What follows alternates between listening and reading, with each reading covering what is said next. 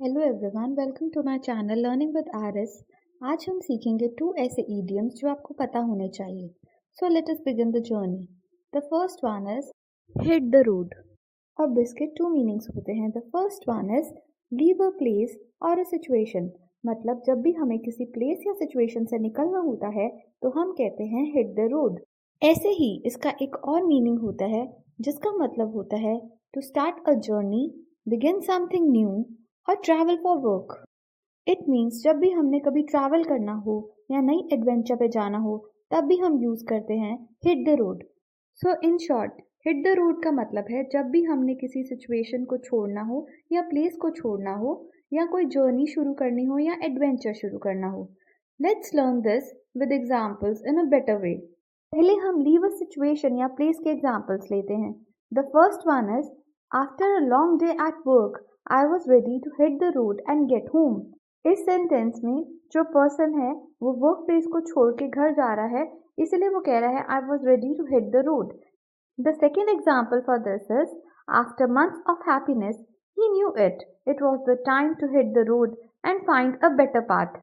अब इस सेंटेंस में जो पर्सन है वो किसी प्लेस को फिजिकली नहीं छोड़ रहा है, इंस्टेड वो एक सिचुएशन को छोड़ रहा है, इसीलिए हमने यूज किया है hit the road. Now let's take examples for starting a journey और adventure. The first one is as soon as the sun comes up, we will hit the road and explore the national parks. इस sentence में speaker clearly अपने adventure को depict करना चाहता है कि जब सनराइज होगा वो नेशनल पार्क एक्सप्लोर करेंगे। The second example is after breakfast let's hit the road and see where the weekend takes us. इस सेंटेंस में भी स्पीकर वीकेंड एडवेंचर के बारे में बात कर रहा है। This is the main reason यहाँ पर हिट द रोड यूज हुआ है। ओवरऑल हमने जब कोई सिचुएशन छोड़नी हो या नई जर्नी या एडवेंचर शुरू करना हो तो हम हिट द रोड यूज करते हैं। The second one is hit the sack. This is an easy one. इसका मतलब होता है टू गो टू बेड और गो टू स्लीप। हिंदी में इसका मतलब है कि बेड पर जाना या सोने के लिए या रेस्ट करने के लिए या सिंपली सो जाना। Let's learn this with examples. The first one is I feel exhausted today, so I think I will hit the sack early tonight. इसका मतलब है कि मैं थक गया हूँ, इसलिए मैं जल्दी सो जाऊंगा। The second one is let's finish this episode and then hit the sac.